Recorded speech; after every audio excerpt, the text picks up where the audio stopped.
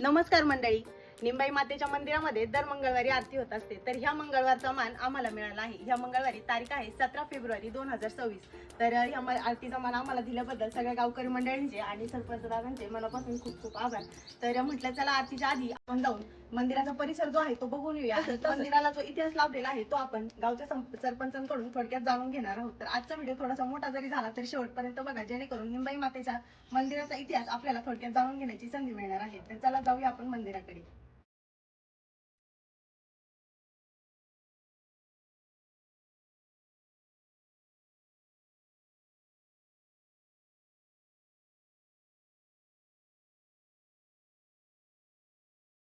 मंडळी, आम्ही इथं मंदिराच्या पायथ्याला आलेलो आहे. तर वातावरण तुम्ही एकदम भारी बघू शकता. ज्यावेळेस पाऊस पडून जातो तर हा डोंगर जो आहे तो पूर्ण हिरवागार दिसतो. एकदम मस्त असं इथला आजूबाजूचा परिसर आहे आणि खरंच निसर्गरम्य वातावरण आहे. तर चला आपण वरती मंदिरामध्ये जाऊया.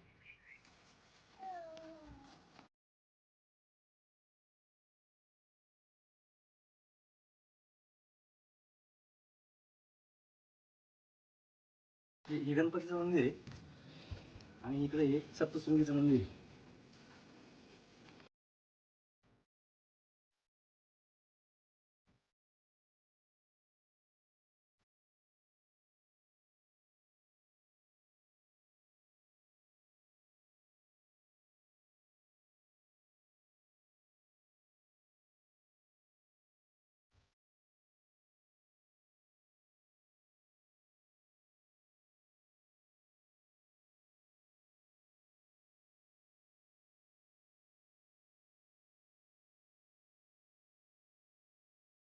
पूर्ण असं पहिले जुने मंदिर होतं, दगडी भिंत होती, इकडं गुहा होता असा या बाजूला.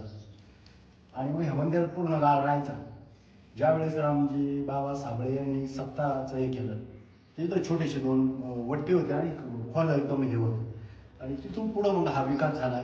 आणि हे मंदिर किती दिवसाचं आहे हे पण सांगता येतं, 2-3 पिढ्यांच्या अगोदरचं आहे बघा सर. त्याच्यामध्ये आणि तिची म्हणजे खास म्हणजे प्रसिद्धी होणे समजा सप्तशृंगी जे आपण समजा 3.5 शक्तिपीठामध्ये आपण सप्तशृंगी आपण जसं म्हणतो तेवढी शक्ती आहे. अशा 3 देव आहे. आम्ही जसं नाव घेताना आम्ही एखाद्या म्हणजे आपण आरोळी मारतो. इकडे शृंगी निंबाई माता, इकडे खाली सप्तशृंगी. आता मंदिरातून दर्शन घेतलं आणि खाली जगदंबा माता, मध्यंतरी जगदंबा माता, जगुबाई म्हणते आमचं गाव जगुबाईचं मंदिर म्हणते. म्हणजे जगदंबा माता जागो आणि नदी पात्रात एकदम ते दारीमध्ये वरती बांधारा ओझर बांधारा जो आहे तिथं येडूबाई निंबाई जगुबाई येडूबाई असं. आणि त्या जगुबाईचा पण तसा इतिहास तिच्यासारखा इतिहास आहे. तर तिथे पूर्वी जे शेतात बोकडाची लोक जत्रा घेऊन जेव्हा यायची त्या देवीला तिथे, तर तेव्हा घरून भांडी काय आणावं लागत नव्हती. डायरेक्ट भांडे निघायचे. ते खाली पाण्याचा डोह आहे ना, त्या डोहतून भांडेवर निघायचे जेवायसाठी माणसाला. आणि मग ते भांडे परत जेवून झालं का धुवून घ्यायचे, पाणी सोडून घ्यायचे, आटोपली खाली जायचे. परंतु मग काय झालं नंतर असं जातं माणसाची कशी डोकं कधी कधी एखाद्याची माणसं वासना बदलली. मग ते काशीचे भांडे निघायचे जेवताना, ते काशीच्या भांड्यावर यायचे. मग ते काशीची वाटी होती चोरून घेतली एका घातली. मग तिथून पुढे म्हणजे त्याला चमत्कार दाखवला, देवीनं गाव काय सोडून त्याला दिलं नाही. पण नंतर मग तिथून पुढे ते भांडे वर निघाले, बंद झाले. असं तो पण इतिहास खूप मोठा आहे, खूप जागृत देवस्थान आहे. गावची यात्रा वैशाखी आमुषाला भरत असते. तर मंडळी, निंबाई मातेचा इतिहास जो आहे तो आपण थोडक्यात गावकरी मंडळींकडून जाणून घेतलेला आहे. आणि खरंच इतकं मस्त वाटलं. आणि आतमध्ये मंदिरात बसल्यानंतर इतकं शांत वातावरण होतं, म्हणजे तिथून उठायची सुद्धा इच्छा होत नव्हती.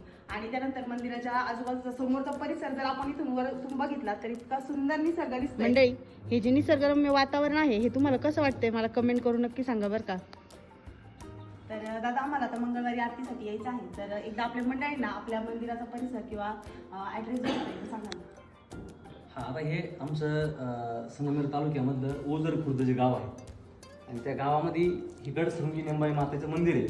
आणि हे उंच डोंगरावरती आहे. आणि त्या डोंगरावरती जी देवी ज्या ठिकाणी राहते ती देवीनं स्वतः गोवा तयार केलेली ते स्वतःचं तिचं मंदिर आहे. त्याच्यानंतर ते बाकीचं जे वैभव जे मंदिराचं उभं राहिलं तर ते लोकसहभागातून देणगीच्या याच्या रूपातून ते मंदिर उभं राहिलं. तसं आता देवीचा खूप जुना इतिहास आहे. ती जसं चंद्र आणि सूर्य ज्यावेळेस निर्माण झाला तेव्हापासूनची देवी आहे आणि ती स्वयंभू मूर्त आहे. आणि ती इतकी जागृत देवस्थान आहे.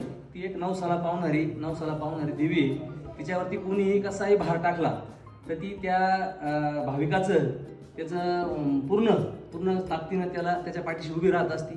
आणि असा तिचा हा इतिहास आहे. खूप इकडं नवरात्रामध्ये 9 दिवस नवरात्र भरतं.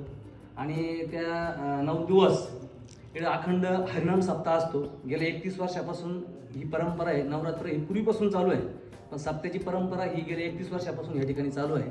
आणि 2 टाईम ह्या सप्त्याला अन्नदानाचा मोठा यज्ञ आहे. तर संपूर्ण आमच्या गाव आणि परिसरातील जे गावं आहे या गावांचं देखील खूप मोठं अन्नदानाचं योगदान या सप्त्याला या ठिकाणी असतं.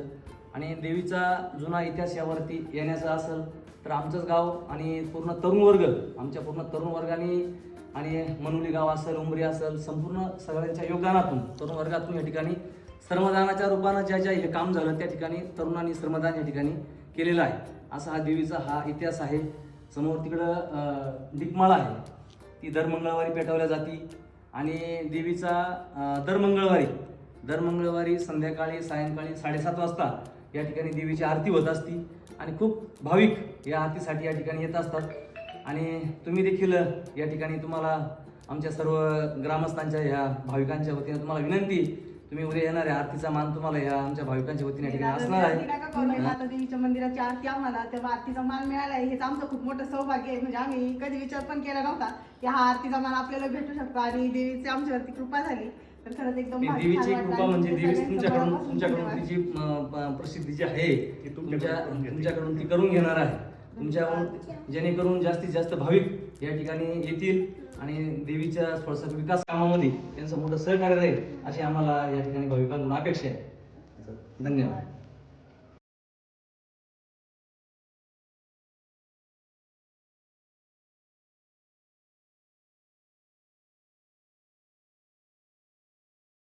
हे तर बांधायचं तुला, येतो का तुला बांधता? नीट उभा राहील मग हा? छान बांधून द्या.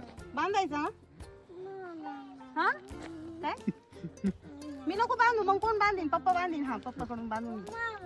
हा बरोबर, ओके त्याचं ओके त्याला चालेल. बांधायचं. राहू दे, राहू दे. एक काम कर, हे बघ हे बघ असं हे बघ गळ्यात घे तुझ्या. गळ्यात घाल. इकडे पाहिजे एक फोटो घ्यायला. हो. बस तू बांधणार आहे का? व्हिडिओ मध्ये सांग इकडं. तू सांग काय करायचंय. काय करायचं घरी गेले बांधा ना, बरं चल आपण घरी घेऊ. आपण घरी गेलो बांधू. हा इथंच बांधा ना. किती सुंदर तो लई येड्यावानी करतो. जाऊ दे, चल. त्याचं समजा ना काय राहिलंय ते. काय बोलतो कळत नाही आम्हाला. चल